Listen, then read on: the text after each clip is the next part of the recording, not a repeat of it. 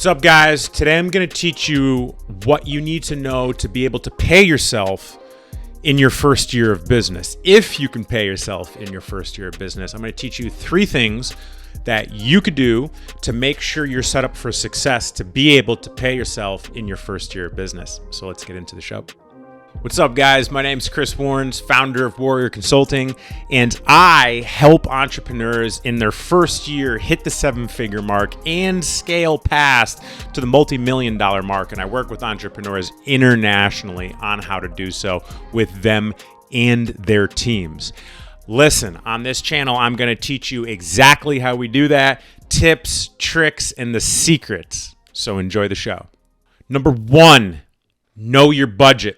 What's a budget? A budget is a set amount of money that you know you need to survive. And when I say survive, you're in your first year of business, so you're surviving. Chances of you thriving is minimal, however, not impossible. So the amount of money that you need to live your life, right? So let's say that dollar amount is $4,000. You know that you need to make $4,000 to be able to pay the bills and survive. And let me just say one thing, guys. If you can pay your bills on a monthly basis and not have any problems with your bills, and you're an entrepreneur, let alone in year 1, you're doing really well, all right? Pat yourself on the back. No one else is really going to tell you that. But if you're able to pay your bills, okay, and you're an entrepreneur, you're doing good, okay? So you have $4,000 that you need to make, all right? So that would be your budget. Your budget is, I can only spend $4,000 because that's all I need to spend. So that's what you pay yourself if you have the ability to pay yourself in year 1. Learn your spending habits, figure out a budget. It's really not that complicated. You could look through our shows to understand how to do that. You could just go to Google or YouTube and put in how to set up my personal and business budget. And that's the first step to understanding how to pay yourself in year 1. Okay, number 2, the more money that you create beyond your budget, the quicker you can scale. The quicker you can outsource work, the quicker you can hire people, okay? So if your budget is $4,000 a month, okay, and your business is making, let's say it's making $8,000 a month, right? So you have a surplus of $4,000. I know it's really tempting to pay yourself that extra money. I know it really, really is. I'm telling you from someone who made that mistake when they started making money, overpaying myself and not outsourcing and not hiring when I should have. I'm telling you it's a mistake. So if you have a budget of $4,000, okay, and you're making $8,000 and there's a surplus of $4,000, you can take that $4,000, and what that $4,000 is going to do is it's going to buy you time. It's going to buy you less work you have to do as the owner. So you can outsource work that you hate doing. Let's say you hate video editing. Let's say you hate posting to social media. Let's say you hate cleaning your house. Let's say you hate cleaning your office.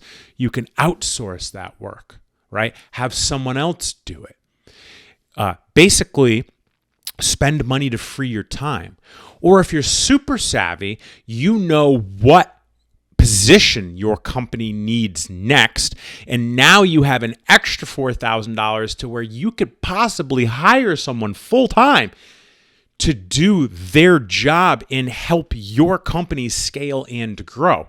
So the key is, the more money you create beyond your budget, the quicker you can scale by hiring and outsourcing. Number 3, don't ball out. The real flex is not looking rich when you're actually broke, all right?